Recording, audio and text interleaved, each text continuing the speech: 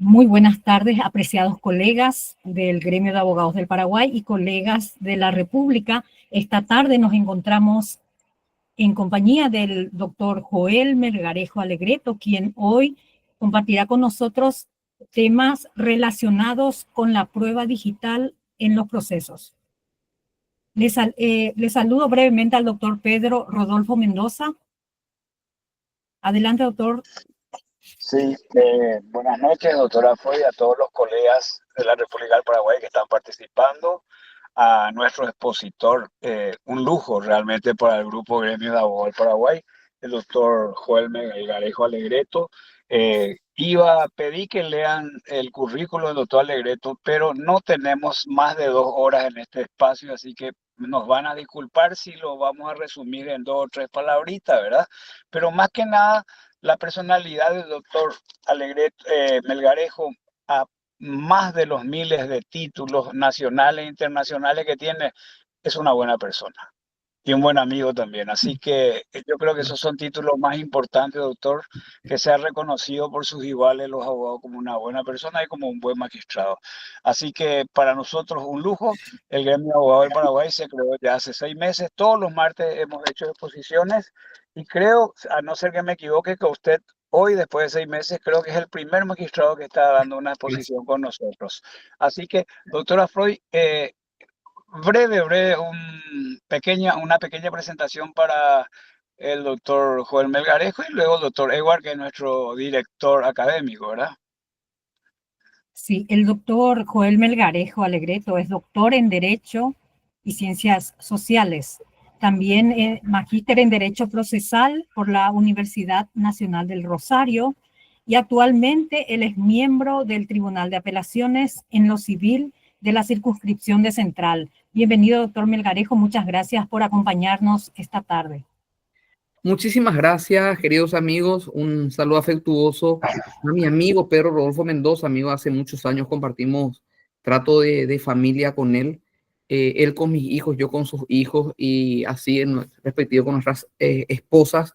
Nos apreciamos mucho hace mucho tiempo y para mí es un honor estar en este grupo de honorables colegas abogados litigantes. Doctora Freud, muchísimas gracias por la presentación, por ser muy activa. Compartimos algunas inquietudes fuera del derecho en lo que hace a la motivación y posicionamiento estratégico de la persona y los proyectos, ¿verdad? Es una actividad aparte que hemos coincidido con la doctora Freud en algún momento.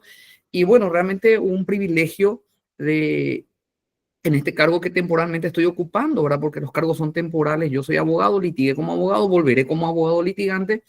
Y bueno, en este cargo temporal que estoy y ser el primer magistrado que está compartiendo con ustedes, realmente me llena de satisfacción y de responsabilidad. Bueno, estoy a disposición. Cuando me indiquen, tengo una presentación, si quieren lo paso, ¿verdad? Y voy compartiendo con los colegas para hacer una introducción al tema y luego darle al tiempo para preguntas. No sé cómo quisiera tomar el tema, doctora Freud. Un minutito. El doctor Arma se encuentra, está dando clases, sé que está dando clases, no sé si ya se unió. Entonces, doctora Freud, ¿por qué no presentas el tema del doctor Joel Melgarejo que va a exponer esta noche? Sí, el doctor Melgarejo nos va a hablar acerca de la prueba digital y el documento electrónico en el proceso civil. Adelante, por favor, doctor Melgarejo, el auditorio es suyo. Le comento que a criterio suyo, si desea pasar todo el temario y ya luego respondemos a las preguntas de los colegas. Bien, voy a compartir entonces una proyección en la cual se basa el desarrollo. Voy a ver de desarrollarlo, si me permiten, en gran parte, en gran medida, a los efectos de que podamos entender la temática de la presentación y luego hacemos preguntas, ¿sí? Y ustedes me dicen la modalidad de las preguntas, no hay ningún inconveniente. Bueno, este tema que podemos llamarle la prueba digital para poder hacer que todos se encuentren atraídos, realmente es un tema de prueba de fuente digital. ¿Por qué fuente? Fuente es donde se encuentra la prueba y esa prueba se encuentra en medios que una ley 6822 realmente los llaman documentos electrónicos en el artículo 21, pero más conocidos son como con la jerga de documentos digitales por donde nacen, ¿verdad? Que podrían ser correos electrónicos, mensajes de textos, grabaciones de audios, puede ser grabaciones de videos, etcétera. Entonces circunscribe a toda esta magnitud de posibles elementos de pruebas que se van introduciendo al proceso, sobre todo al proceso civil.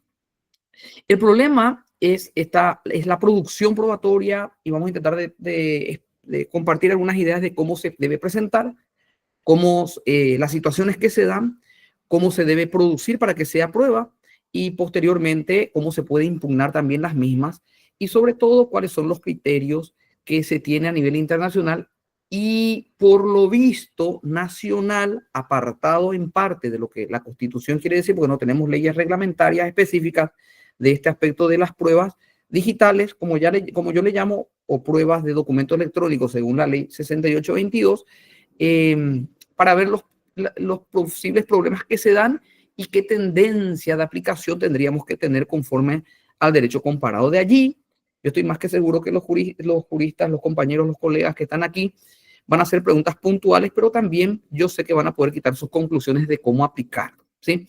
Bueno, haciendo estas advertencias, primero, ¿por qué hablo de fuente? Hablo de fuente de prueba. No está corriendo mi lámina. Un ratito voy a pasar de vuelta porque la proyección no corrió. Un segundito. Bueno, cuando hablo de fuente de prueba, hablo de fuente porque digo de dónde está. Esto es importante, de dónde se extrae. Por eso fuente, ¿sí? Y ese concepto es importante tenerlo en cuenta porque siempre la parte es la que trae la prueba. Al menos nuestro Código Procesal Civil, el Código Procesal Penal establece que la parte debe traer la prueba. Dentro de este margen, vemos que nuestro Código Procesal Civil regula a la prueba documental y también a la prueba de reproducciones y exámenes. Cuando nosotros tenemos estos medios, que también el Código Procesal Civil dice que pueden existir otros medios que no sean taxativos, como la testifical, la confesionaria, que en la solución de posiciones o los informes, se admite cualquier otro tipo de medio de prueba.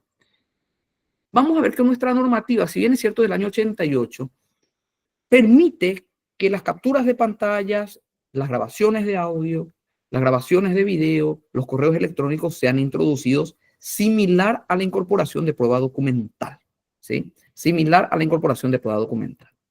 Para la incorporación de prueba documental, encontramos el concepto en el artículo 307 y luego vamos a ir cerrando a estos screens de pantallas, capturas, etc. Pero hay que entender primero cuál es la norma que vamos a utilizar para poder hacer descansar este tipo de pruebas para poder incorporar. Prestemos atención que el 307 tiene 3 posibles aplicaciones en el proceso civil. Te da 3 hipótesis.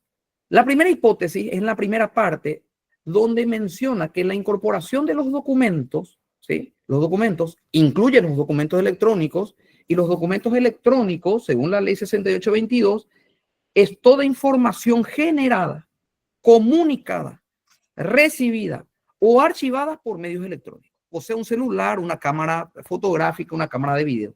Continúa la norma diciendo, o similares incluidas, cuando proceda toda la información lógicamente asociada o vinculada de alguna otra forma a ella, de modo que forme parte del documento y se haya generado simultáneamente. ¿Qué dice? ¿Qué quiere decir esta ley 6822 en el artículo 21? Documento electrónico es toda prueba que se genere, ¿sí? O información que se genere en estos medios electrónicos, ya sea entonces celulares, correos, cámaras de grabación, etc. Estos documentos electrónicos se aplican, se introducen por medio del 307, que nos dice la producción de documentos en el proceso civil. Yo les decía que hay 3 hipótesis. La primera hipótesis del 307 nos dice, los documentos presentados en juicios atribuidos a la otra parte, ¿sí? Se tienen por auténticos salvo impugnación y prueba en contraria. Pongamos en caso. Si yo tengo un teléfono celular y tengo aquí las conversaciones hechas por mensajes de texto, para poder incorporar al proceso lo que yo hago es quitar fotografías de esto, incorporarlo a una impresión en una hoja. Ojo, cuando yo hago la reproducción de los screens de pantallas en una hoja, en la impresión, cuando yo lo presento con la demanda, la contestación o la excepción, yo debo presentar copia autenticada o tengo que hacer autenticar por el actuario. ¿Por qué? Porque el artículo 415 de nuestro Código Civil únicamente admite como prueba, artículo 415 del Código Civil, admite como prueba los documentos certificados por escribano público o también por el actuario, por lo cual copia simple no se puede admitir. Otra opción, contrato a un escribano y el escribano transcribe lo que lee en la conversación. Pero después vamos a ver los problemas que se pueden dar con relación a ellos, pero con la transcripción del escribano, que tiene que tener mucho cuidado. Pero puede transcribir en una escritura. Esa escritura acompaña a la demanda, contestación o excepción, conforme lo dice el 307. Ahora, en esta primera hipótesis que le decía, si estos documentos, capturas de pantallas presentadas, autenticados o por medio de una escritura, son atribuidos a la otra parte, eso significa que si Juan le demanda a Mario, las conversaciones son entre Juan y Mario, por lo cual Juan le atribuye el contenido a Mario, Mario debe impugnarla. Si Mario no la impugna, esto inmediatamente pasa a ser prueba. Porque la norma dice, los documentos presentados en juicio por una parte y atribuidos por la otra, se tiene por auténtico, salvo impugnación y prueba en contrario. Por lo cual, lo que se debe hacer, si te atribuye a la otra parte, es impugnar esos screens de pantalla. La impugnación se da por el 308, que es la redargución de falsedad, ¿sí? Y probatoriamente vamos a ver que esto se da por el 364, 365, que es reproducción de los medios electromagnéticos, electrónicos, etcétera, que vamos a ver más adelante. La segunda hipótesis que te da el artículo 307, que hay que tener en cuenta, se refiere a los documentos, ¿sí? Cuando los documentos fuesen atribuidos al causante a título universal o singular. ¿Qué significa? Yo le demando a una persona que está muerta, le representan sus herederos, y cuando yo le corro traslado de esos documentos, el screen de pantalla que se encuentra en escritura o el screen de pantalla que se encuentra autenticado, ¿sí? Lo que yo hago es correrle traslado, y al correrle traslado, este representante del causante, ¿sí? Simplemente debe limitarse a ignorar si el contenido es auténtico o no. Tiene que decir que ignora. ¿Por qué? Porque, por supuesto, el hijo heredero o la heredera no va a saber si realmente los textos son reales o no. Si él niega el conocimiento diciendo que ignora si el contenido fue emanado del causante, la carga de probar la autenticidad de esos screens es del actor o de la parte que presentó ese documento. Después vamos a ver cómo debe demostrarlo en la etapa probatoria. Estamos viendo cómo se incorpora primero. Esta norma también se utiliza cuando intervienen defensores de pobres y ausentes. Porque el defensor de ausentes, que representa, valga la redundancia, al ausente, no va a saber si los screens son o no del causante o del ausente en este caso. Por lo cual, él tiene que decir, o la defensora pública, que ignora que las mismas sean conversaciones de su representado ausente, por lo cual la carga de la reproducción sería a cargo de quien presentó el documento. Tercera hipótesis. La tercera se refiere a los documentos privados emanados de terceros. Dice que los documentos emanados de terceros, el 307, que no son partes, es redundante porque evidentemente no es primero ni segundo, ni actor ni demandado, es tercero, no es parte del proceso, deberá ser reconocido mediante la forma establecida en la prueba testifical, en cuyo caso no regirá la limitación del 318. ¿Qué quiere decir esto? Yo presento una factura, puede ser una factura electrónica.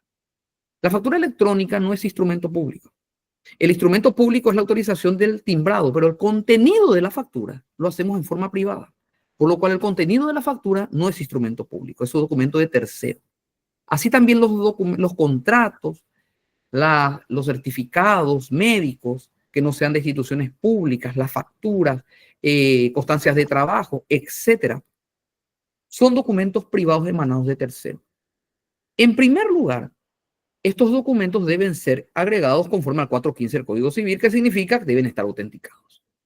Y en segundo lugar, uno incorpora, corre traslado, el demandado que recibe estos documentos no debe hacer nada, porque recién es prueba cuando la parte que presenta este documento emanado de tercero llega a hacer reconocer conforme a la prueba testifical. ¿Qué significa esto? Que en el momento probatorio, cuando ofrece la prueba, debe ofrecer la prueba de declaración testifical de reconocimiento del representante o la persona de quien emanó este documento que es privado. Una vez que se reconoce, allí empieza a hacer prueba y allí recién se puede impugnar. Hay que tener en cuenta esto. La persona a quien se le corre tras los otros documentos de tercero no debe hacer nada, porque la carga, que es un imperativo legal, es de quien presenta el documento. Quiero señalar, y es importante señalarlo, que estoy hablando de documentos electrónicos conforme a la ley 6822. Cuando hablo de pruebas digitales, ya sean capturas de pantalla, ya sean correos electrónicos, ya sean audios o videos, y no hago referencia a las pruebas documentales digitales certificadas. Hay contratos certificados. Hay copias de escritos que tienen firma digital electrónica. Estos hacen plena prueba. Directamente cuando se presentan, y si estos no son auténticos, allí la parte a quien se le presenta debe impugnarlo si considera que no es auténtico. ¿Por qué? Porque estos medios, de estos documentos certificados son plena prueba en proceso judicial. Y esta ley 6822 en su artículo 40 y 41 tiene una forma especial de impugnar la firma electrónica. ¿Sí? ¿Sí? Entonces, vemos que esta conferencia hace a los documentos que no tengan certificación electrónica, que sean documentos electrónicos. ¿Qué significa un documento electrónico? Todo documento que se produjo en un medio electrónico. Continuamos. Esta posición que le estoy comentando de estas tres hipótesis para incorporar los documentos, que los documentos emanados de terceros se tienen que producir en la etapa probatoria, los documentos del causante deben ser probados si lo niega el representante heredero por quien presentó el documento, y los documentos presentados y atribuidos a la otra parte deben ser impugnados en el acto, se encuentra ya establecido por muchas resoluciones de la Corte Suprema de Justicia de Sala Civil, iniciando por el acuerdo de sentencia número 11 del 8 de marzo de 2022, que voy a compartir luego con los administradores del grupo para que puedan ustedes tener a mano. Allí esa posición de cómo estuve comentando lo dicen taxativamente en los votos de los ministros de la Corte Sala Civil. Ahora bien, si Juan le demanda a Mario y presenta estos screens de pantallas, copia autenticada de los screens de pantallas, de las capturas de pantalla, le atribuye a Mario. Mario impugna por redargución de falsedad. Mario tiene la posibilidad de probar en esa redargución de falsedad conforme el artículo 364 del Código Procesal Civil, que habla en relación al contenido de la prueba y dice: el juez podrá disponer a pedido de parte o de oficio la ejecución de planos, cálculos, relevamientos, reproducciones fotográficas, cinematográficas u otras de objetos celulares, documentos, lugares o sonidos. Sonido significa que estaba en un pendrive. Yo tengo un audio, presento en el pendrive, corro traslado. Cuando corro traslado digo, ahí está lo que decía Juan. ¿Sí? Ahí está lo que decía Juan. Para que esta prueba de sonido sea prueba, allí no debe impugnar Mario. Juan debe de reproducirlo conforme al 364 en el periodo probatorio, conforme al 364.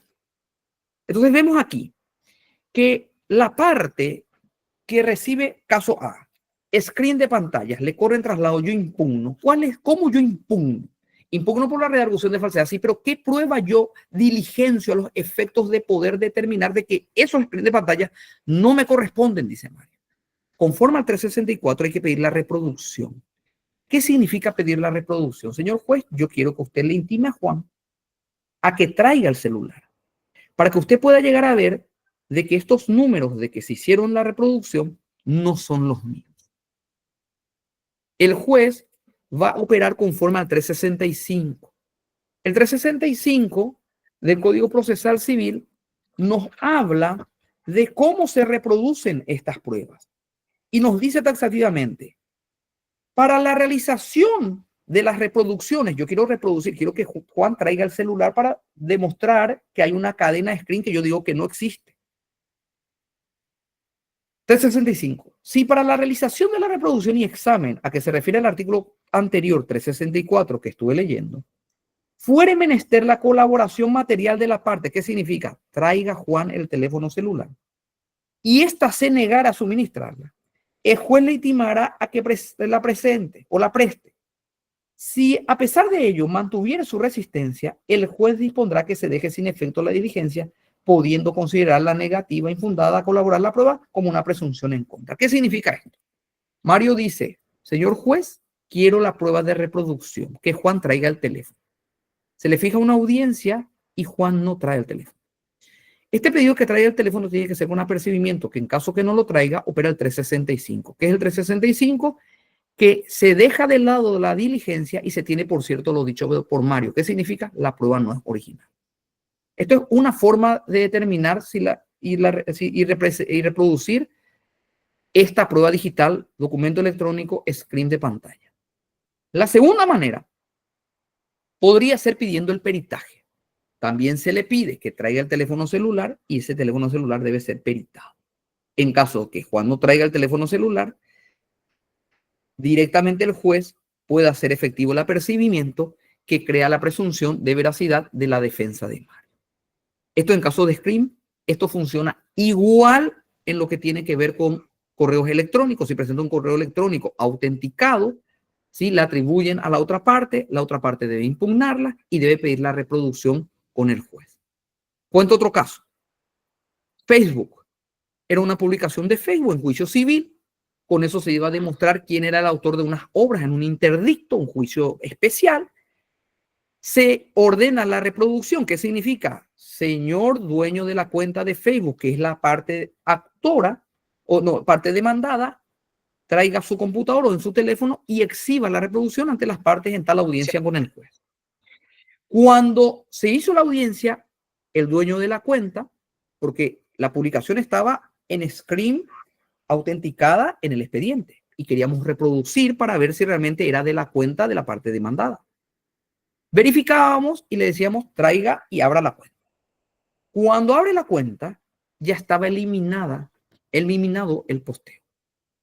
Por imperio del 365 se da presunción de veracidad a la impugnación o presunción de veracidad a la prueba de que ha existido esa publicación de Facebook.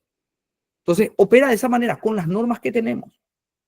¿Cuál es la diferencia? Las normas que tenemos es para introducir al proceso estas pruebas electrónicas, documentos electrónicos o pruebas digitales.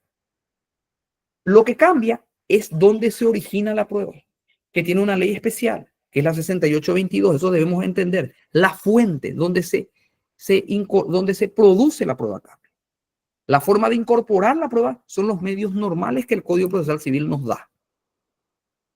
Ahora, para ir entrando más en tema, la prueba digital trae problemas, como estaba diciendo, en sus reproducciones o capturas.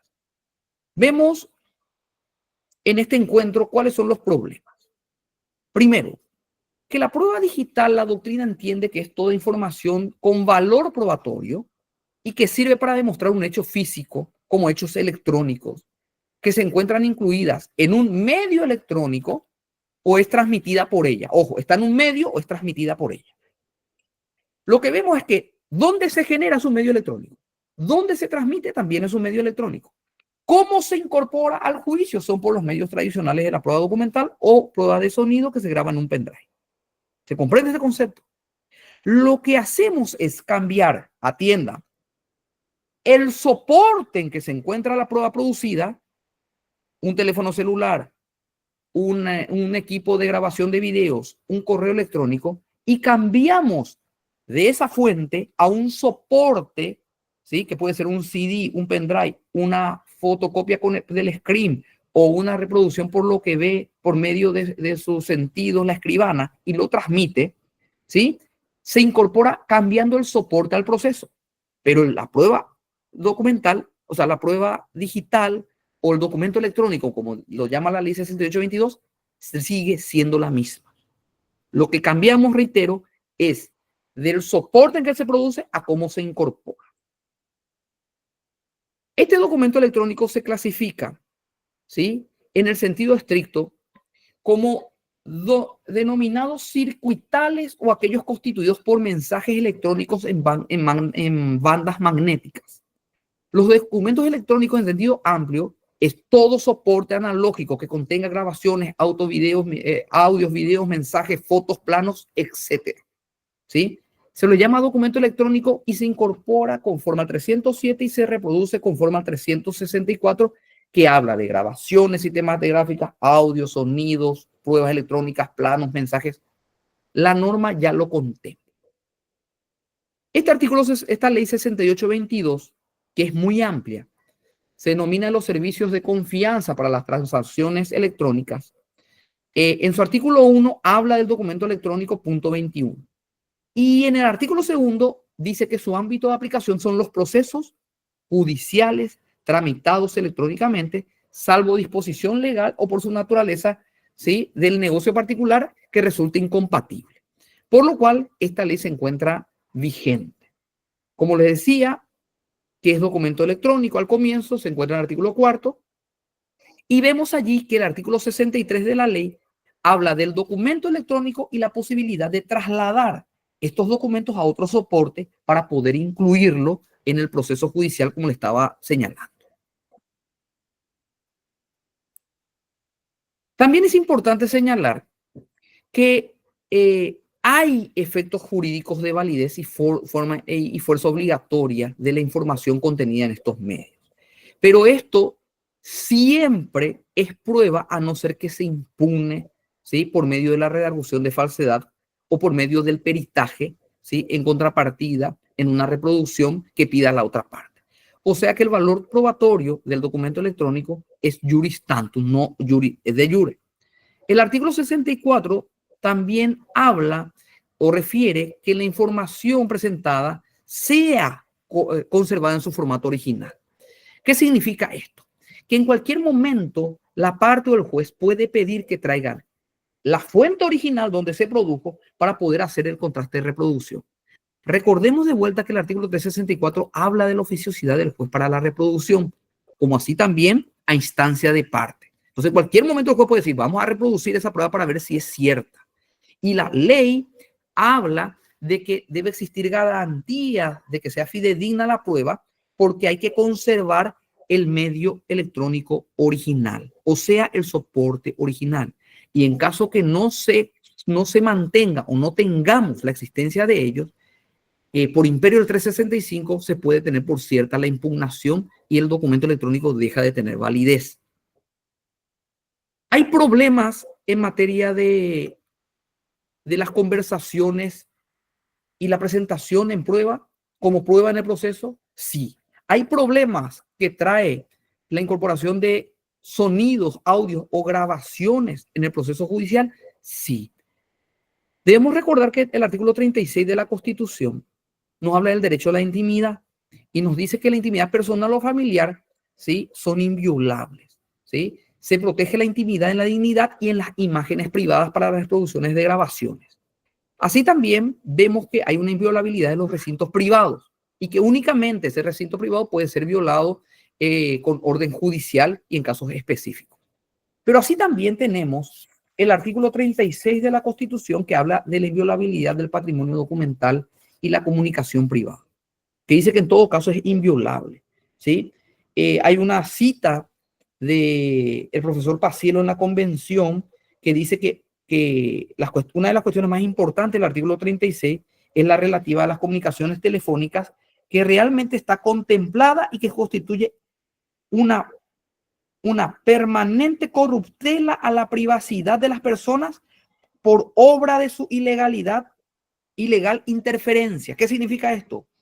No se puede interferir las comunicaciones de personas y la comunicación privada. Entonces decimos, pero entonces no se pueden presentar, ¿sí? Ahora, ¿qué es lo que ocurre con la constitución y la validez de las grabaciones y las conversaciones entre dos o más personas? Aquí la doctrina trae opciones. Pero van a decir, ¿cómo va a haber opciones? Sí, hay opciones, porque aquí dice que es inviolable, pero ¿qué pasa si una de las partes lo publicita? La pregunta es, ¿todo tipo de conversación es inviolable? ¿Es inviolable sin que las partes en su conjunto den su consentimiento? ¿Puede reproducirse una comunicación, ya sea por screen de pantalla o sonido, con la autorización de una sola de las partes? Otra pregunta, ¿debe autorizarse todas las comunicaciones o hay excepciones? Bueno, aquí vemos de que existen tendencias en relación a esta protección de la inviolabilidad del patrimonio documental y la comunicación privada. Primero, que es intimidad, que es íntimo. Si Juan y Mario están conversando, la intimidad es de los dos.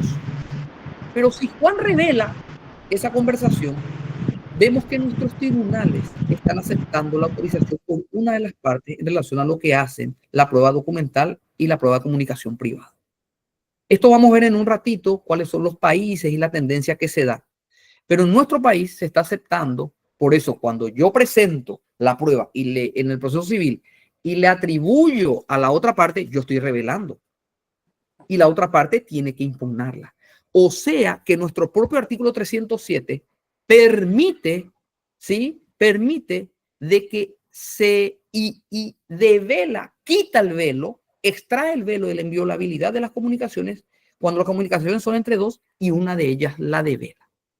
Por eso yo les decía que cuando un escribano transcribe las comunicaciones de dos personas, Joel y Mario, y Joel lo autoriza, puede transcribirlo. Pero si allá hay una conversación entre Pedro y Mario, que es un tercero, si ella la transcribe, está cometiendo un hecho punible y está vulnerando el artículo 36 de la Constitución porque nadie autoriza la reproducción de esa comunicación. Y una de las partes que participa de la comunicación debe de autorizar. ¿Qué es lo que lo hace privado? Que no es público. En contrapartida, si la comunicación ya se hace pública, deja de ser privada. Ojo con eso. Cuando una persona publica algo en Facebook, la comunicación es pública, por lo cual esa comunicación ya no tiene el derecho de protección privado. Puede tener derecho de protección, vulnerabilidad, mujeres, menores, pero estamos hablando de la comunicación. Entonces, en relación a la comunicación, ya deja de tener este manto o velo de protección porque es público. En lo privado es lo contrario a lo público. Cuando es público, ya no tiene ese velo. Cuando una de las partes publica, deja de tener esa protección. ¿Sí?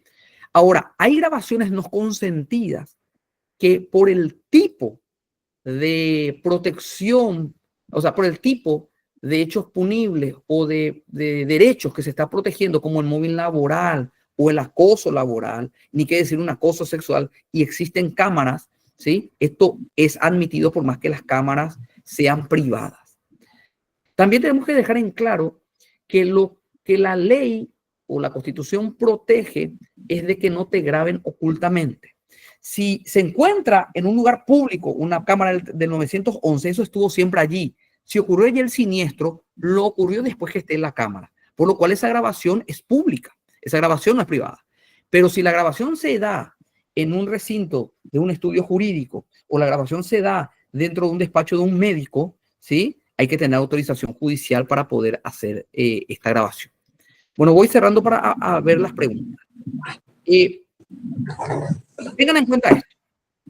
Para entender cómo funciona esto en el extranjero, porque nuestra norma constitucional es amplia, no tenemos norma particular que diga aquí se restringe y aquí no. Tenemos un 307 que dice que yo puedo presentar documentos de contenido de otras personas. O sea, estamos viendo que yo puedo develar la comunicación de Joel y Mario, siempre y cuando Joel la devele o Mario la devele. Pero veamos en el derecho comparado en España. La grabación oculta, ojo, oculta, es válida si es revelada por una de las partes. En Chile está el caso Penta, que es un caso laboral en el cual una persona grababa cuando estaba siendo víctima de un móvil laboral y esto fue validado por el tipo de protección que se estaba dando y el estándar de prueba que se maneja. Pero así también vemos que era una situación de una persona, Joel, su jefe, y entonces Joel es el que devela esta situación, por lo cual de vuelta se da de que una de las partes puede develar esta situación, sonidos, grabaciones o pruebas privadas. En Estados Unidos una de las partes. Eso se establece, es una posición del Código Federal, ¿sí? En el Código 18, en el apartado 2511, pero este es un Código Federal. Sabemos que el Código Federal rige para todo Estados Unidos, pero luego están los códigos provinciales o estaduales realmente. Y hay estados que no permiten la violación de las conversaciones privadas si no tiene asentimiento de las dos partes. Esto se ve en California, Connecticut, Delaware, Florida, Illinois, Maryland, Massachusetts, Michigan, Montana, entre otros, Pensilvania, Washington. Necesitan que las dos partes lleguen a consentir. Le doy el caso. Era un jugador de béisbol joven y tenía una amiga una amiga, no era menor de edad, ya era mayor de edad, pero recién tenía la mayoría de edad, y sus padres le increpan a esta chica porque descubrieron que tuvo relaciones amorosas, íntimas con este beisbolista. Ella niega esa relación diciendo de que fue forzado. Él fue condenado a 4 años de cárcel, pierde su carrera, estuvo preso. Cuando sale, lo primero que hizo fue ir a buscarla a esta ex amiga, queriendo preguntarle por qué hizo eso. Pasando 4 años ya con una semi-madurez de esta persona, de esta mujer, dice que sí iba a hablar con él y él la graba. Él la graba y en la grabación le dice, ¿por qué hiciste eso? Y ella le confiesa, fue una presión de mis padres, nunca pasó nada, lo siento mucho, te fundí la carrera, pero era mi prestigio con mis padres. Él va con esa grabación a un estudio de abogados y le dice, quiero que ahora demuestres de que esto, yo no era culpable. Esto ocurrió en el estado de California. ¿Qué le dijo el abogado? Discúlpame, esa prueba nunca voy a poder presentarlo en juicio. ¿Por qué? Porque en California se necesita que las dos partes lleguen a admitir para desgravar una conversación privada. Eso no existe en todos los Estados Unidos, como le dije, en la ley federal, y también la intercesión siempre es lícita según la Corte Suprema, caso Kant, Popper, ¿verdad? Donde habla de una expectativa razonable de la intimidad. ¿Qué significa? Que si yo estoy siendo vulnerado y que yo quiero compartir para poder hacer justicia, para demostrar un derecho, yo puedo compartir esta grabación. Esto también se dio en este caso, Kans versus Puppel, en la cual se dio una grabación, una intercepción telefónica, desde una cabina telefónica sin autorización, ¿sí? Entonces, de acuerdo al grado también de protección, si estás hablando de una cabina telefónica, no estás hablando de tu teléfono celular, ¿sí? La intimidad se ve reducida, por lo cual pueden utilizarlo gradualmente de acuerdo de dónde se extrae o dónde se intercepta esa comunicación.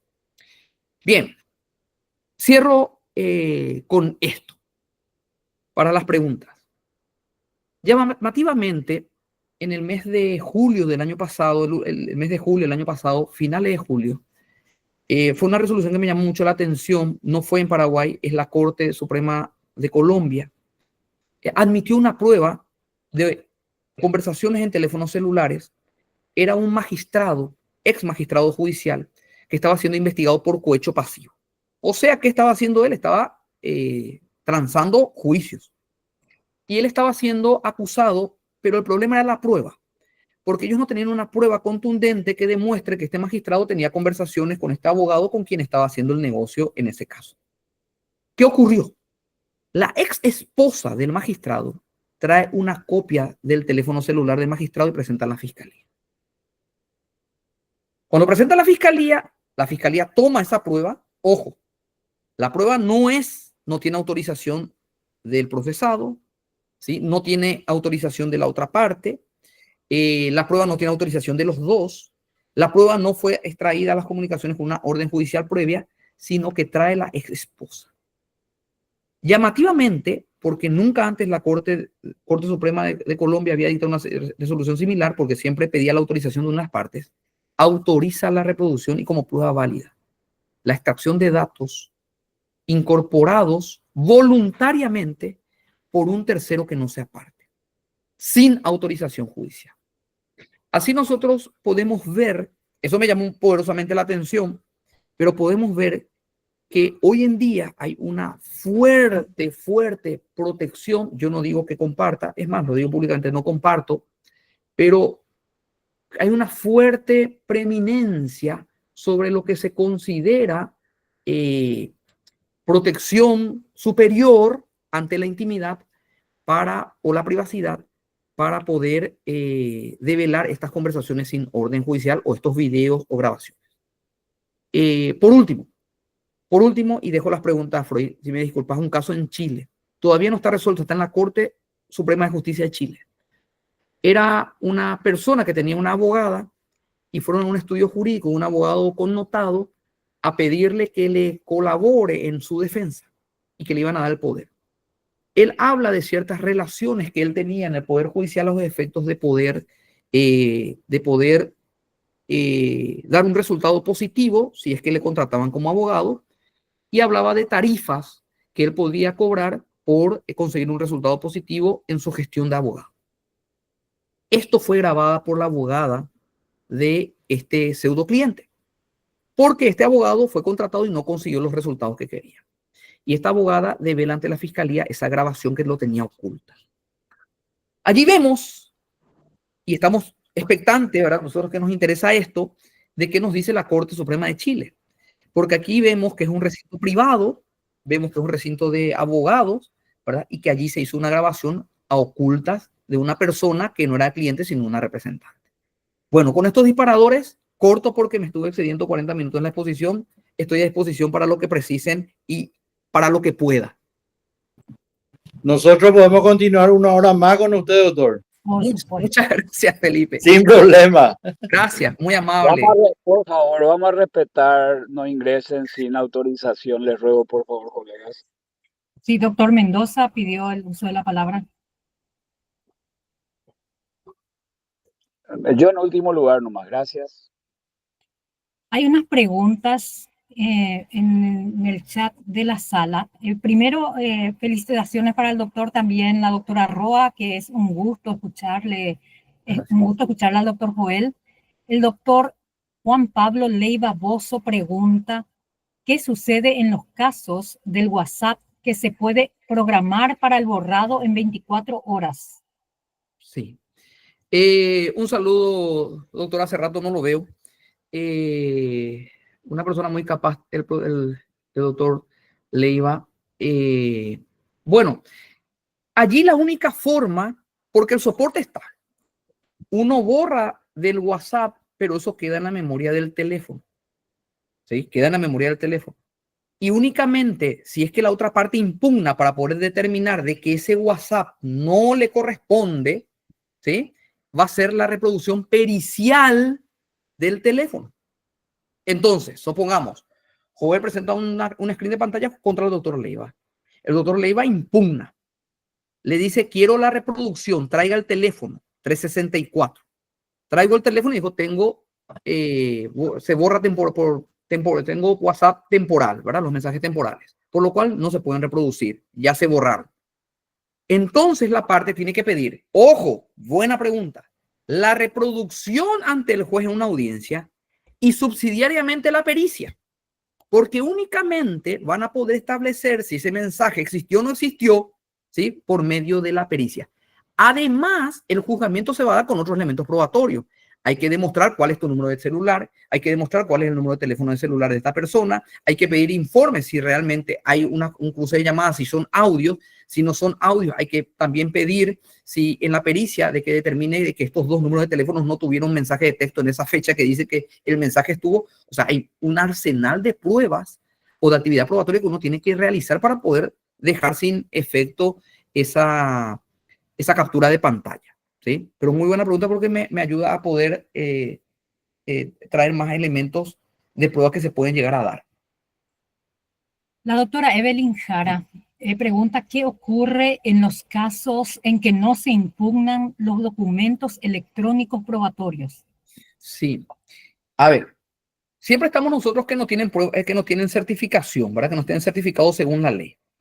Si se presentan estos screens de pantallas o también podrían ser audios o videos donde uno está y presentan la demanda y te atribuyen, es el momento de impugnarlo.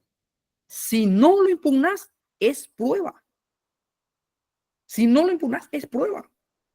Lo único que sí se debe producir para que allí sea prueba son los documentos emanados de terceros. ¿Sí? Una factura, una conversación un presupuesto que te enviaron por correo electrónico, ¿verdad? Y está transcrito en el correo electrónico, uno presenta con Scream y luego debe hacer la reproducción en la etapa probatoria. Pero si te atribuyen, ojo, y por eso le cité esta resolución del 2022 ya de la Corte, que es una posición firme de todos los integrantes de la Sala Civil, y también el doctor Manuel Ramírez Candia tiene alguna resolución en ese mismo sentido, y cuando integra la Sala Civil, que cuando te atribuyen el contenido de un documento, se debe, si el contenido no estás de acuerdo, si el contenido no es auténtico, si la firma no es auténtica, se debe impugnar, si no es prueba. La doctora Lourdes Elizabeth Cañete pregunta si tu única prueba son las conversaciones. ¿Se considera confiable los screens de pantalla en donde el remitente está agendado y no se puede observar el número telefónico? ¿O debería mejor presentarse como transcripción por un escribano? Bien, aclaramos. El screen de pantalla que uno hace, lo imprime y lo autentica un escribano, es el cambio de soporte. Cambiaste tu soporte celular a este soporte de papel para incorporar. Si yo tengo en el teléfono celular y le pido a una escribana para que transcriba lo que ella lee, estoy cambiando de soporte. ¿Sí? Porque sea una escritura una acta, una transcripción de la escribana, no cambia el sentido, no significa que eso no pueda ser impugnado. ¿Sí? Se cambia de soporte. Al presentarse y darse el traslado, eso a la parte final de la pregunta. Cuando se da el traslado, supongamos que no se impugna. ¿Tiene un valor probatorio? Sí, tiene un valor probatorio. ¿Y qué valor probatorio tiene? Bueno, allí tenemos que hablar de los medios de prueba. Yo clasifico, tengo una colaboración con Alvarado Belloso en un libro que se llama Manual de Derecho Procesal. Uno ingresa allí en la capítulo dice teoría de la prueba. Dice que hay 4 grupos de medios de prueba. El medio de comprobación, que es una pericia científica. El medio de acreditación, que son documentos, ¿sí? Documentos privados o públicos, pero son documentos que todo documento tiene una presunción de veracidad. Hasta la escritura pública es una presunción de veracidad, porque la ley le da un valor. Ahora, hay casos que uno necesita mucha prueba, por lo cual simplemente un screen de pantalla no podría determinar, porque es una conversación, ¿sí? Es un medio de acreditación, sería simplemente un documento. Y uno necesita varios medios de prueba en casos, porque tenés que probar varios hechos para poder hacer lugar a una demanda. ¿Sí? Con un screen de pantalla que es prueba documental, es documento electrónico, tiene presunción de veracidad por la ley 6822. La desventaja de los estudiantes de Derecho es que no paramos de estudiar. Sí. Todo pero entonces cambia, todo se modifica, todo se actualiza, entonces constantemente estamos también en... Ahí silenciamos. Sí, perdón. Les decía que allí hay un tema de valoración porque depende de la prueba, ¿verdad? Y esta es una prueba documental, pero va a ser una sola prueba y uno necesita varias pruebas para poder hacer lugar a una demanda, ¿verdad? Adelante, doctora.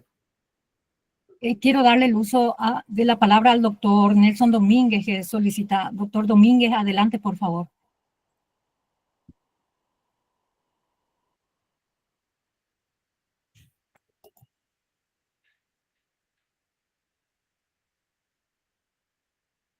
El doctor Armas también solicita el uso de la palabra. Doctor Armas.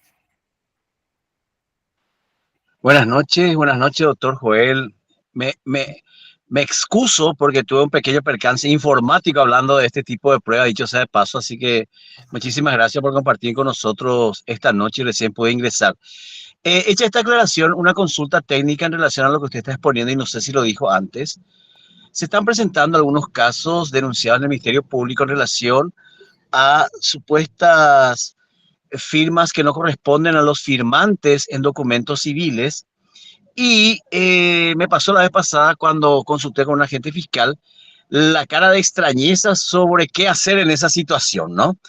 Y efectivamente, al contrarrestar usted 2 documentos, una firma efectivamente visualmente no correspondía a la otra firma. Ahora bien, estamos hablando de documentos ingresados telemáticamente o digitalmente al expediente. Entonces, lo primero que uno piensa es que hay que hacer cotejo con el original. Pero ¿qué pasa?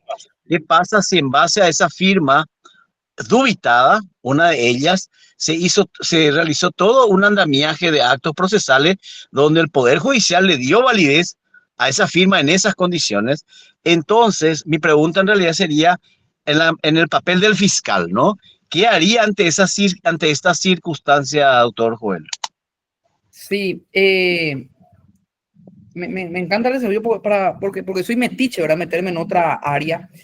Y estaba mirando el 192 que habla de las operaciones técnicas y determinan cómo se hacen las reproducciones. Pero lo habla sucintamente, ¿verdad? No te está diciendo paso por paso, pero se sabe Claro, lo que claro. es.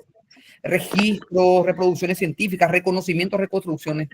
El problema es de que en el proceso penal, el proceso realmente es en el juicio oral, ¿sí? Ahora, lo que nosotros tenemos una etapa intermedia en la cual tienen que estar todas las pruebas para poder ingresar allí. Tiene que haber un saneamiento y que las pruebas sean controladas para que se puedan llegar a exponer y reproducir en el juicio oral. Por lo cual aquí tenemos el siguiente problema.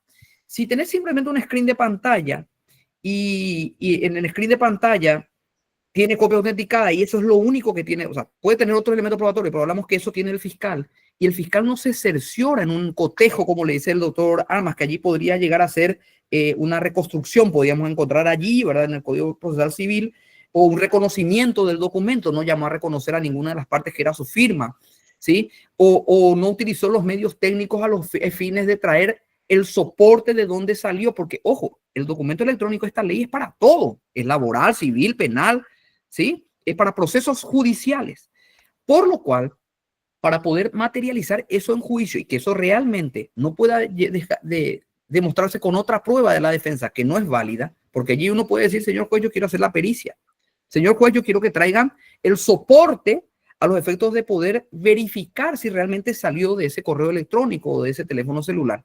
Entonces allí creo que el fiscal no iría con todos los elementos probatorios y creo que ese sería un déficit de la fiscalía de no tomar la previsión de poder asegurar y realmente los medios de prueba incorporarlo como tiene que ser. Un punto. Dentro de la teoría de la prueba, y eso es civil, penal, laboral, electoral, niñez, existen medios de prueba. Los medios de acreditación se llaman a las pruebas de documentos, instrumentos, monumentos o registros que la ley le da un valor. No que yo le doy un valor como fiscal ni el juez le da un valor. La ley le da un valor. ¿Y cuándo la ley le da un valor? Cuando es reproducida o determinada como la ley lo dice. Si uno dice escritura pública es fácil, porque la ley dice que si una persona lo da, es instrumento público. Entonces tiene valor. Pero en el proceso judicial hay documentos que deben ser reconocidos para que tenga valor. La firma, por ejemplo. Si yo no reconozco la firma, la misma no tiene ningún valor. Si no se perita, no tiene ningún valor. ¿Sí? Entonces, debe de tener el rigorismo de que para ser medio de acreditación, para ser medio de prueba, documentos, instrumentos, monumentos o registros, deben estar autorizadas por la ley. ¿Sí? El valor lo da la ley. El valor lo da la ley. Entonces, si la fiscalía, en esta pregunta que usted me hacía, solamente tiene el screen y ese screen, supongamos, no es copia autenticada, no puede ser ni presentado en juicio. No puede ser presentado en juicio. Una apreciación ahí sobre el punto nomás. Sí, sí, básicamente me refiero justamente, doctor, a aquellas presentaciones realizadas dentro del sistema y que constan en el expediente judicial, donde allí en el sistema se encuentran dos firmas notoriamente diferentes y donde el propio, por supuesto, para quizá a instancia del abogado, el propio firmante, entre comillas, dice, no, son mis firmas, yo siempre firmé, esa es mi firma también, ¿verdad? Entonces, creo que usted ya me respondió con el hecho de ser llamado, no solamente a reconocer, sino a formar un cuerpo de escritura a los efectos de cotejar ambas firmas, la supuestamente dubitada y la indubitada, y me refiero, repito, al valor que el sistema legal le da ya al expediente judicial y en las documentaciones judiciales que se ingresan, normalmente escrituras, documentos, etcétera, para hacer esa apreciación nomás, doctor. Perfecto. Pero de vuelta, vemos que en las carpetas fiscales en el periodo investigativo hay muchos documentos que lo que hace es tener certeza de lo que podría llegar a demostrar, ¿verdad? Es una probabilidad que tiene la fiscalía, porque después tú tienes que volver a reproducirlo y ahí hay que reproducir la prueba en el juicio oral. Porque allí podría ir la otra parte, porque las firmas son de dos y el otro dice, esta no es mi firma.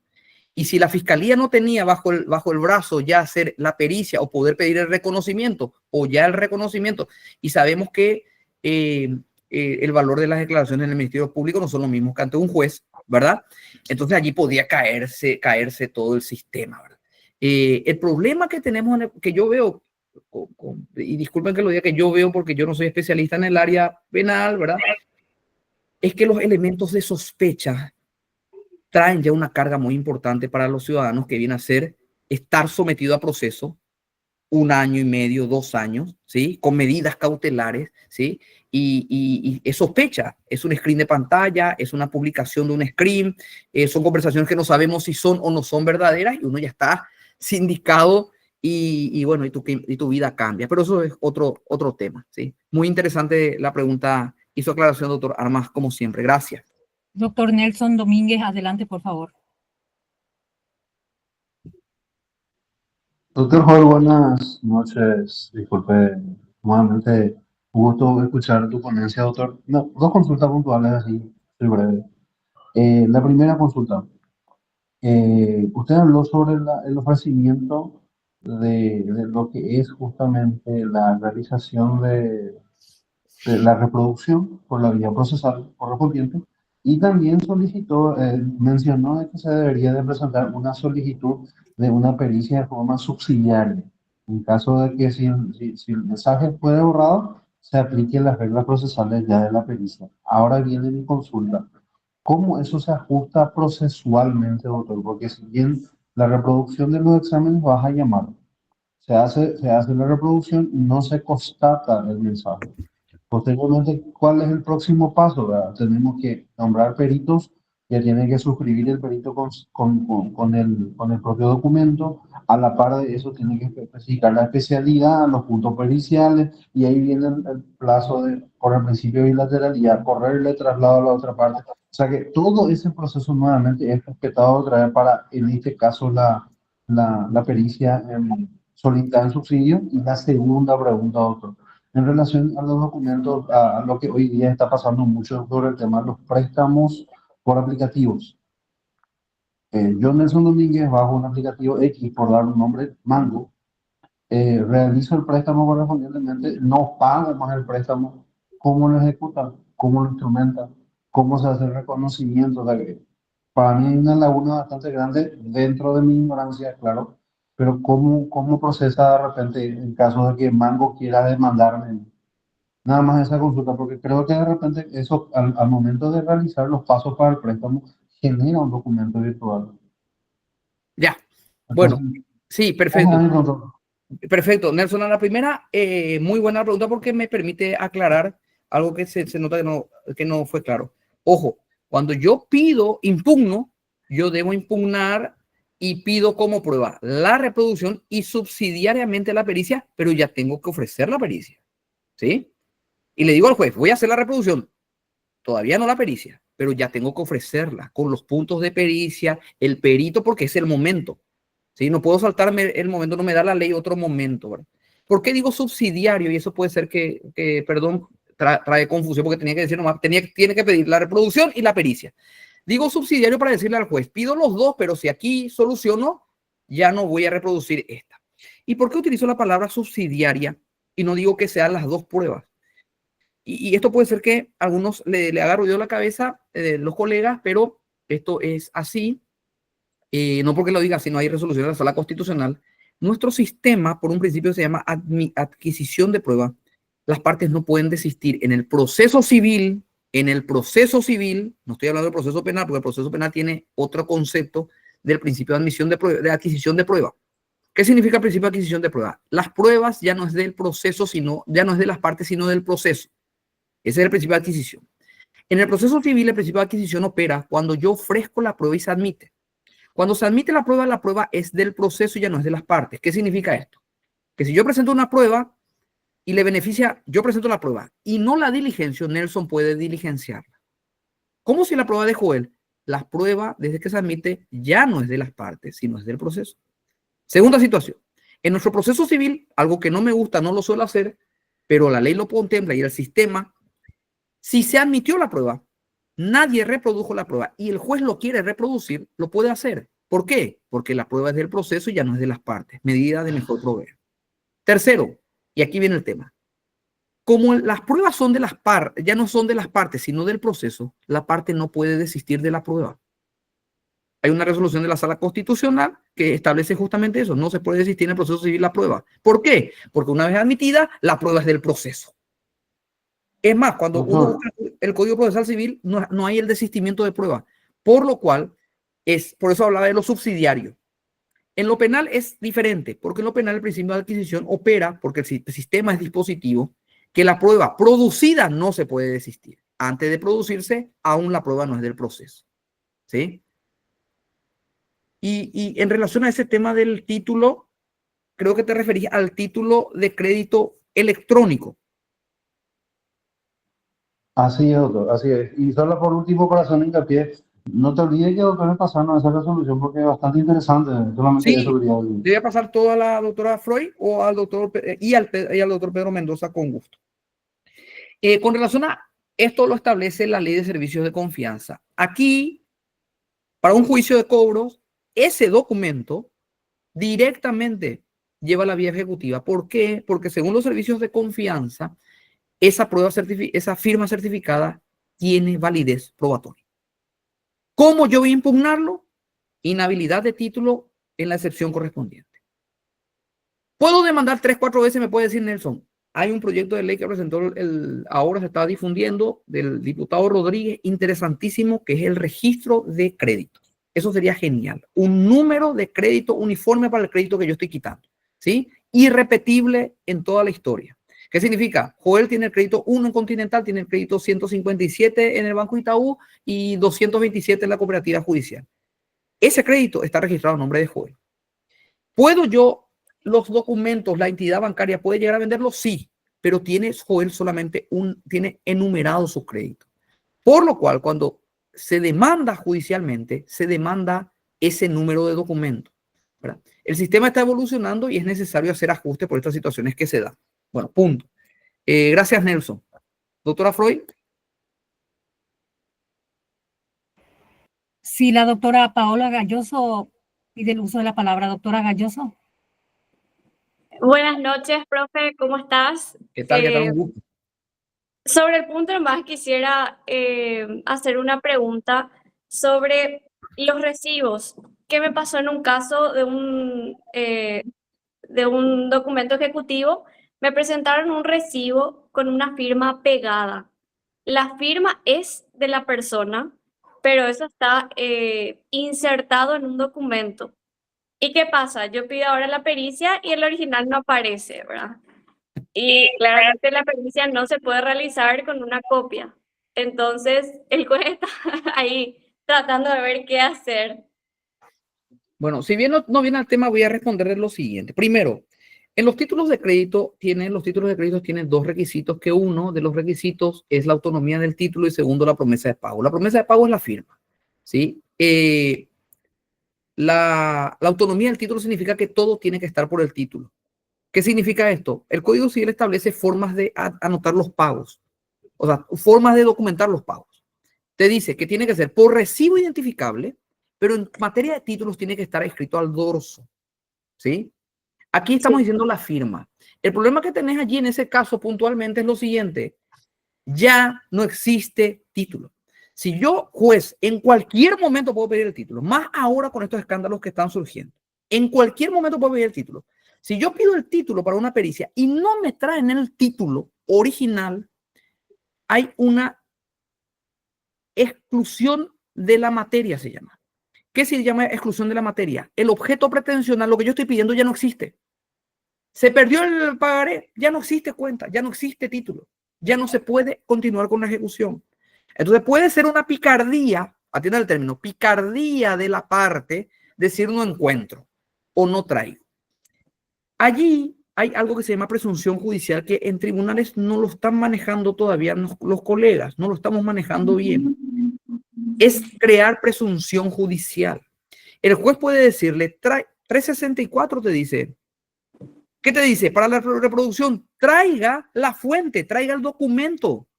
Y en caso de resistencia, ¿qué dice? Se tendrá por cierta la oposición. ¿Qué significa con apercibimiento de que ya no es cierto lo que estás diciendo? ¿Qué significa esto? Que la impugnación tiene valor presuncional. ¿Sí? Entonces, Sí. ¿qué hay que hacer? Señor juez, aplique 365. Que traiga, y en caso de resistencia, se tiene por no presentado los dichos, por lo cual se va a tener que rechazar la demanda, se va a tener que hacer lugar. Seguramente esto es una excepción de falsedad, una inhabilidad de título, y se va a tener que hacer lugar a la inhabilidad. Sí, profe, una disquisición nomás, o sea, una aclaración en realidad. Sí, Lo que yo estoy impugnando es el recibo de pago. el Los recibo. títulos son válidos, ¿verdad? Los Bueno, títulos yo presenté al 365. juzgado. Para la realización de la resolución y examen, ¿sí?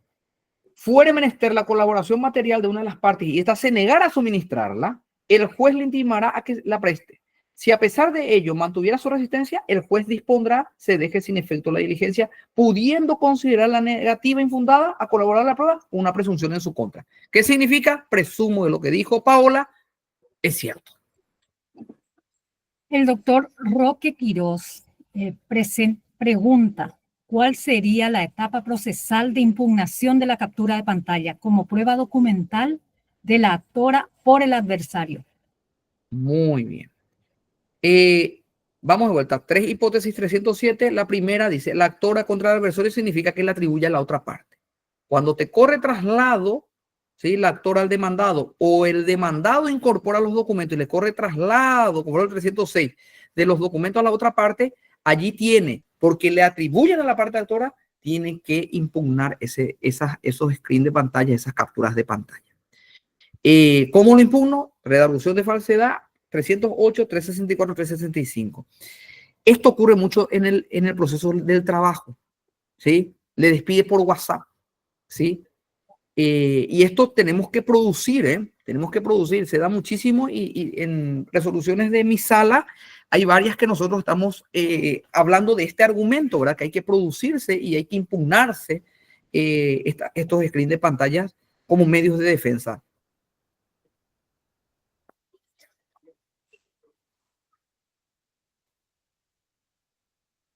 Muchas gracias, doctor. También tenemos elogios de parte del doctor Hugo Adolfo Ojeda Lesme, de la doctora Sandra Everts y del doctor Esdras Joel Rolón. Un saludo al gran maestro. El doctor Mario Sosa, ¿tenés una consulta, doctor Sosa? Sí, nada más quisiera consultarle al doctor Melgarejo, al tiempo de felicitarle por su gran ponencia y aporte a la academia. Los documentos virtuales pueden ser utilizados como prueba, como bien lo estuviste refiriendo, doctor, si cumplen con requisitos de validez. Esto incluye a documentos, como estuviste diciendo, correo electrónico, contratos digitales, facturas electrónicas, entre otras. Sin embargo, cuando existe sospecha sobre la validez y autenticidad del contenido, al momento de impugnar su validez, las partes pueden atacar la falsedad ideológica de estos documentos. Esa es la pregunta. Sí. Cuando estamos hablando de la falsedad ideológica, te estás refiriendo a una posibilidad de dolo, error, violencia, por dicho Exacto, profe. consentimiento. Sí. Bueno, esto es algo también que puede sonarle un poco llamativo a los colegas, pero esto es así. También está en el manual de derecho procesal cuando uno habla de las excepciones. Nosotros conocemos las excepciones que están enumeradas en nuestro código, ¿sí? Vemos las excepciones que son 10, pero hay otras excepciones como medio general de defensa, que son las excepciones, que son defensas que se encuentran en el Código Civil. ¿Qué significa esto? Cuando yo excepciono, porque allí va a decir el contenido del documento, se está queriendo cumplir un documento y vas a decir esa voluntad mía, porque no es la impugnación del documento, es la impugnación de la voluntad para poder romper el documento, la validez del documento. Eso no se impugna por redargución, eso se opone una defensa. Y esta defensa puede ser por medio de una excepción general, ¿sí? En la cual uno diga, sí, pero ese consentimiento en esa escritura yo lo di por error, dolo o violencia. También se suele, y esto, ¿saben qué le va a sonar familiar? Esto es lo mismo que cuando yo le demando a Pedro porque, pero no es Pedro Rodolfo Mendoza, otro Pedro, porque le pinté la casa y él no me quiere pagar. Y yo voy y digo, págame, Pedro. Y Pedro dice, sí, pero acá está el contrato y el contrato decía que tenías que pintar toda la casa y te faltó el galpón del fondo. Allí, cuando él dice te faltó el galpón del fondo, está haciendo una defensa como medio general, por una excepción como medio general, que se llama exception and depending contratos. ¿Qué significa? Yo no puedo cumplir con mi contraprestación si el otro no lo cumple. ¿Y dónde está eso? Eso está en el código de fondo, en el 725, 719. Entonces nosotros vemos allí que las defensas no son solamente las que tenemos enumeradas, sino que las defensas nosotros tenemos, podemos decir, Joel, pagame por el inmueble que me vendiste. Yo te digo, sí, pero, o sea, Joel, pagame, me dicen por el inmueble que te vendí. Yo le digo, sí, pero te aprovechaste mi estado de inexperiencia, ligereza, etcétera, etcétera, por lo cual quiero una modificación. ¿Y eso qué es? Una excepción como medio general de defensa. ¿Y de dónde lo quito? Las defensas generales que están en el Código Civil. ¿Sí? Entonces, por allí no creo, rápidamente, no pensándolo detenidamente, que sea una impugnación como redargución. Es una defensa sobre los hechos porque hace a que yo no di mi consentimiento para ese documento si quiero dejar sin validez ese contrato o esa escritura.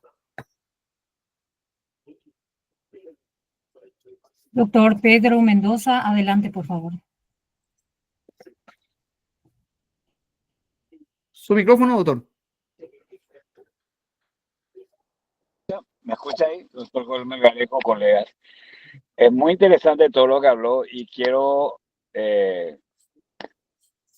decir que estoy de acuerdo con usted en parte, pero el derecho penal está en contra de usted, según mi criterio. Por una sencilla razón que usted dijo una sabia expresión que tal vez hay que actualizar muchas situaciones.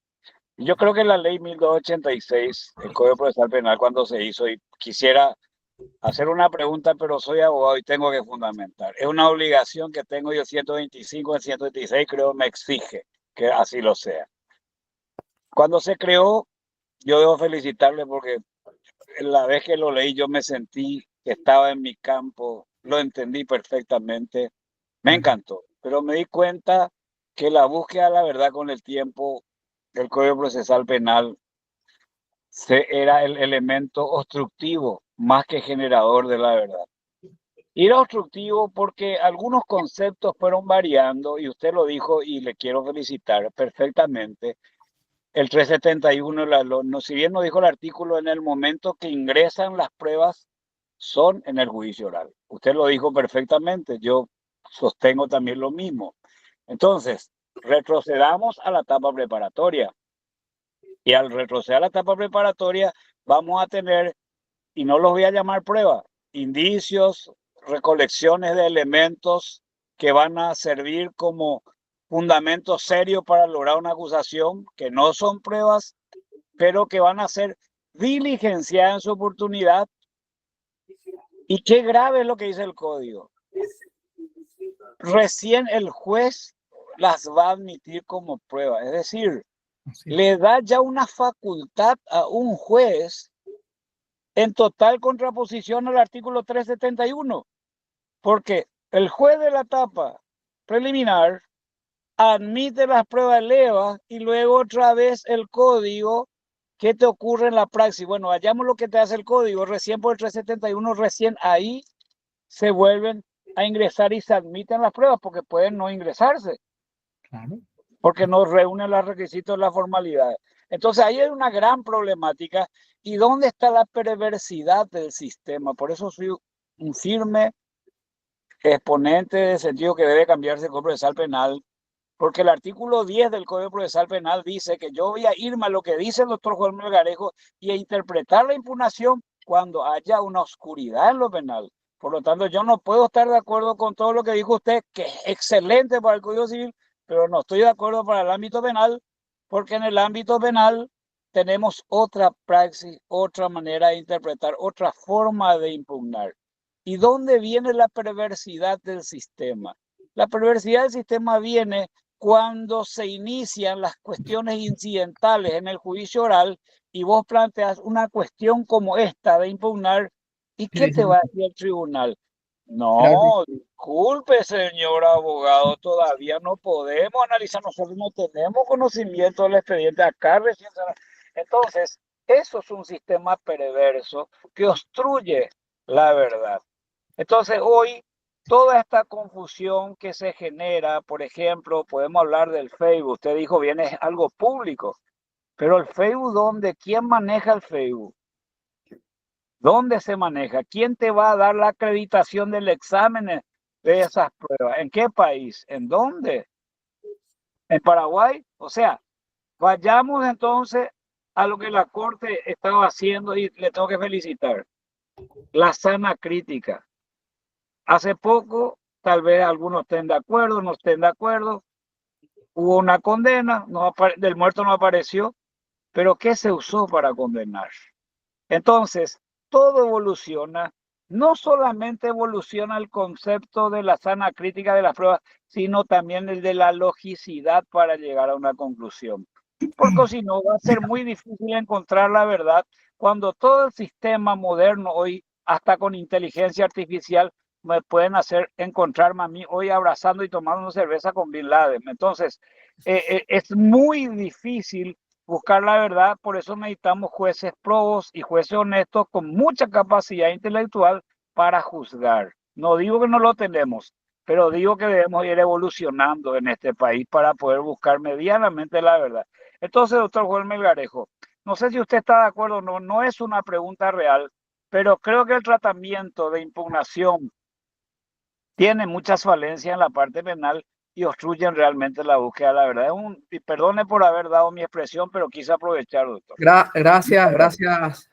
Te digo, Rolfi, porque así nos tratamos, ¿verdad?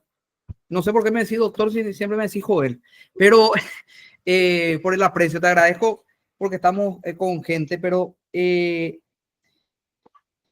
puede ser que me aventura a decir esto. Nosotros tenemos una norma constitucional que habla de las comunicaciones y esta norma es cerrada en el sentido que habla de inviolabilidad. Pero luego tenemos una norma especial que es más cerrada aún en carácter del imputado. Porque el 198 del Código Procesal Civil dice intervención y secuestro de correspondencia. Y habla de la verdad, o sea, en son de la verdad, pero el juez ordenará y allí habla de un régimen especial para el imputado. O sea que estamos hablando de que la ley protege especialmente la comunicación del imputado. Hay una gran tendencia de lo que le llaman ilegalidad de la prueba ilícita. Dicen que en pos de precautelar tales hechos, o sea, terrorismo, narcotráfico, que no exista, que todos estamos en contra de eso, ¿sí? Entonces permiten que estas normas que son especiales, ¿sí?, lleguen a ceder ante la gravedad de los hechos. Yo creo que esa es la verdadera discusión que tenemos que tener. Porque podría ser por el hecho de narcotráfico, podría ser por el hecho de corrupción, sí. ¿Y qué pasa si no es? ¿Qué pasa si la persona es inocente? ¿Qué pasa si yo utilizo para el caso de hurto? ¿Qué pasa si utilizo yo para el caso de violencia doméstica? Y voy trayendo los casos. Entonces, las garantías no pueden excepcionarse, deben respetarse. Entonces, hay que tener en cuenta cuál es la idea y la construcción lógica en la protección de las comunicaciones, ¿sí? En la intercepción de las comunicaciones, y hay que definirla. Hay condenas de teléfonos. Se toma el teléfono del imputado, ¿sí? Y imputado con imputado, y con eso se condena. Y hay que ver si realmente eso es legal o no, porque los peritajes se hacen de conversaciones que se hicieron hace un año, hace 2 años atrás, y no hay autorización judicial. La autorización judicial es para hoy. Entonces, eso es una prueba lícita. Eso es una protección de este artículo, creo que era el 197 que estuve leyendo, ¿sí? O es una vulneración del artículo. Yo creo que en el proceso penal, sobre todo, que es el que más impacto tiene y sobre todo tiene una protección especial, como le decía el doctor Pedro Rojo Mendoza, es totalmente distinto. Me decía coincido porque me aprecia, pero es totalmente diferente. Allí se centra la discusión procesal, ¿sí? Allí se centra la discusión procesal. ¿Hay una protección o no hay una protección especial? Bueno, y dejo eso porque no es mi ámbito, pero me arrastró la lengua el doctor Rolf. Una consulta, antes de cerrar. Quisiera culminar con esto, doctor. como dijo Edward Armas, violando las reglas. Sobre el punto voy a violar con él y decirte lo siguiente, doctor. La Constitución Nacional establece garantías, los derechos humanos también establecen garantías para los sometidos a procesos. ¿Y cuál es la garantía constitucional para la víctima, doctor? Salvo la del artículo 11, que en el fondo otra vez habla del procesado. Yo pregunto, ¿cuál es la garantía? Porque si vamos al Código Procesal Penal, la problemática más grande es que el denunciante no es parte, y el que denuncia generalmente el 80% es víctima. Y la víctima otra vez puede participar, pero de acuerdo a las formalidades de la ley. Entonces, tal vez hasta la Constitución tenga que ser reformada para poder dar más amplitud a las víctimas, porque el artículo 46 y la 47 de la Constitución prohíbe la discriminación. ¿Y qué se cree en la Constitución para protegerla al procesado y no a las víctimas? No sé si me hago explicar, doctor. Creo que hay Buena, una buena posición. ¿eh? Buena posición, hay que discutirla. Te Claro, agradezco, Rolfi. en esto Una consiste última un poco consulta de antes de cerrar, formalidad. doctor Melgarejo. Gracias, Rolfi. Gracias a usted. Una última consulta antes de cerrar, doctor Melgarejo. En los incidentes en el proceso civil, volvemos al ámbito civil, el código de forma, el 183, expresa, es claro que la persona que desea deducir un incidente debe ya arrimar todas las pruebas que tenga a mano, que tenga en su poder, pero nuestro sistema Judisoft no permite, solamente permite para incidentes cargar el escrito principal, no permite que se carguen las pruebas que acompañan. ¿Cómo introducimos justamente al proceso la prueba si el Judisoft no habilita? Bueno, tomo nota y voy a pasar a los representantes de la oficina técnica para que vean ese aspecto, porque no lo sabía. Ahora bien, me surge porque he visto en algunos incidentes, por ejemplo, justamente resolvimos unos incidentes de tercería en expediente Judisoft, ¿verdad? Que son sistemas de consulta, porque en tribunal tenemos otro sistema un poquito más amigable, ¿verdad? Pero conocemos también lo que ustedes padecen con el Judisoft y los jueces de primera instancia. Lo que hacen es incorporan el escrito y luego traen agregan otro documento, ¿sí? Y uno abajo de otro todas las pruebas documentales que tienen, ¿sí? En otro documento. Pero Y entra como escrito, entra como escrito, no entra como documental. Sí, entra como escrito y dice al costado, dice presentación de documentales y entra como escrito, ¿sí? Ya hay resoluciones, en el tribunal lo tenemos, pero lo copiamos en Asunción, que ellos están más avanzados en eso, que igual es incorporado como prueba porque, claro, primero presentaste el escrito y 2 minutos después, 10 minutos después, se colgó 30 minutos después, agregaste el documento de prueba, se tiene en cuenta porque se presentó, ¿sí? Por supuesto, 2 días después no es, ¿verdad? Pero en el mismo día, por posteriores horas, pero se incorpora como documentales. Y ahora, con lo que usted me está diciendo, me explico por qué incorporan como documentales, porque no le permite incorporar documentos, ¿verdad? Porque yo ni me percaté, ¿verdad? Ahora con la pregunta que usted hace, justamente me estoy percatando que hay un problema, pero lo validamos. No habilita y hay disparidad de criterios, doctor, porque ya he consultado con varios colegas y algunos introducen en el proceso principal. Bueno, ahí también hay resoluciones que dice cuando uno se equivoca de bandeja, ¿sí? Igual es válido la presentación, siempre y cuando sea en el tiempo oportuno, ¿sí? Eso también, eso ya hay resoluciones de la Corte que nos dice y nos bajaron la línea de que la presentación de bandeja equivocada también. Ahora, no en expediente equivocado. También puede ocurrir porque le sale a usted las listas de varios expedientes. Por ejemplo, abogados como ustedes que tienen muchísimos juicios, ¿verdad? La doctora Norma Celaya, que tiene un montón de juicios, puede equivocarse de juicio y subir en otro, ¿verdad? Bueno, ahí ya no cuenta. Pero si es en el mismo juicio, pero en otra bandeja, sin ningún problema, es válido, siempre y cuando sea en plazo. Muchas gracias, doctor. Bien. Doctora Norma, ¿alguna consulta para nuestro expositor, ya que nos acompaña esta noche? Me gustaría que me digan colega, ¿verdad? ¿Qué tal, doctor? ¿Cómo está? Sí, yo iba a decirle eso también iba a levantar la mano después para decirle a Freud que generalmente hago así como usted dice,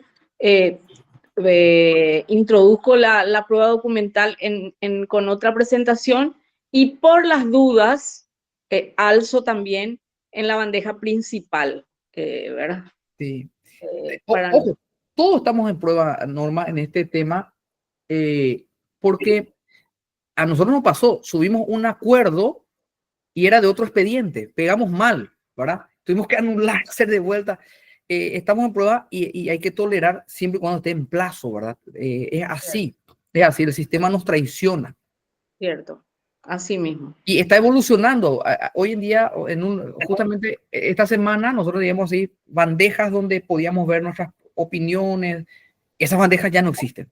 ¿Por qué? Porque están cambiando el formato y debemos adaptarnos, ¿verdad? Debemos adaptarnos. Sí, es cierto. La realidad es que a nosotros, o sea, a mí por lo menos, ¿verdad? Que vengo de la época de la máquina de escribir, ¿verdad? Y sí, cuesta, pero hay que ayornarse, no hay nada que hacer. Hay que ayornarse a las nuevas tecnologías, o si no, uno se queda atrás, lastimosamente, ¿verdad? Hay que seguir con los cursos y hay que seguir con el expediente electrónico. Y ojalá llegue a los juzgados de paz, ¿verdad? También, ¿verdad? Bien, doctora Freud, queridos colegas, yo les agradezco muchísimo que me tengan en cuenta para estos espacios, ¿verdad? Que vean una persona, colega, que quiere compartir con ustedes lo que puedo llegar a observar dentro del lugar que me toca temporalmente de desarrollarme, ¿verdad? Y sobre todo que me encanta la academia, como muchos de ustedes. Realmente me siento muy honrado de poder compartir con este grupazo y felicito y celebro esta iniciativa que tienen.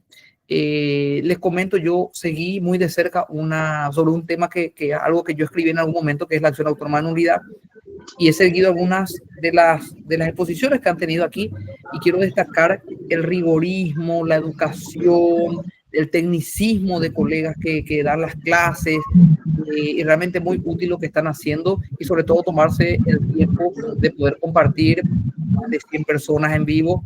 Realmente es muy meritorio y significa que se intenta construir de varios lados, ¿sí? El sector, yo digo que el Poder Judicial funciona y nosotros nos lucimos como actores en los Oscar, ¿verdad? Pero el que hizo el guión es el abogado. Los abogados son los que tienen la idea, la innovación, traen el caso, esto se debe interpretar así, o nos ponen en situación de pensarlo, verlo, revisarlo, y nosotros nos lucimos, ¿verdad? Porque dicen, ay, el juez dictó, pero siempre hay un abogado litigante que es el que pensó, creó la situación y puso en bandeja, o por lo menos le indicó al juez hacia dónde ir para poder quitar esto que nosotros, que parecería que yo lo digo con tanta precisión, pero esto ya lo dijeron otros, y son casos que hay abogados que lo presentan, y realmente el trabajo científico y académico que lo hacen día a día desde esos escritorios es muy meritorio, y muchos magistrados lo observamos, y no solamente lo observamos, sino lo respetamos, ¿sí? También teniendo en cuenta que, reitero, de aquí a poco seguro vamos a estar compartiendo pasillos, ¿verdad? Trabajando lo que es lo nuestro, que es nuestra profesión de abogado. Doctora. Doctor, muchas gracias. Saludos, le hago llegar los saludos porque un montón de saludos de parte del doctor Cristian González, el doctor Armas también se encuentra en sala, quien va a hacer el cierre de esta maravillosa ponencia. Despedimos al doctor Joel Melgarejo. Muchísimas gracias por los aportes en conocimiento que siempre suman, y les invito a la próxima semana a participar para el día miércoles 12 de marzo de la ponencia del doctor Víctor Ríos, que está con nosotros acompañándonos también gentilmente desde el Gremio de Abogados del Paraguay. Doctor Armas, adelante. Brevemente, muchísimas gracias, doctor Joel. Deuda impaga que no se puede pagar, la predisposición y la voluntad de estirar todo junto, como dijiste, doctor Joel, el caso. Así que le cedo la última palabra al doctor Pedro Mendoza. No, yo no tengo más nada que agregar, solamente que aprendí muchísimo hoy. Muchísimas gracias a todos. Seguimos aprendiendo y realmente un lujo para todos nosotros. Y creo que estoy hablando en nombre de todos los que participamos. Les recordamos a los colegas que esta grabación, si Dios quiere, mañana lo estaremos volviendo a subir y que esto se reenvía, así que después se viraliza Y lástima que usted explicó también, después nuestras contrapartes ya nos van a hacer, van a litigar ya, doctor. A veces es muy lindo, pero a veces es un error enseñar, decía un colega, pero no. Lo lindo es que lo que ya tenemos más edad, lo que estamos más años, nos sentimos felices cuando seguimos aprendiendo y los jóvenes también siguen aprendiendo. Gracias, doctor Joel Melgarejo. Gracias, queridos amigos, queridos colegas. Permítame, doctor Joel Melgarejo, ser un poco más educado y sacarle un tiempito. Desde San Bernardino te saludo. Te envidio. Nunca viniste para que te construya tu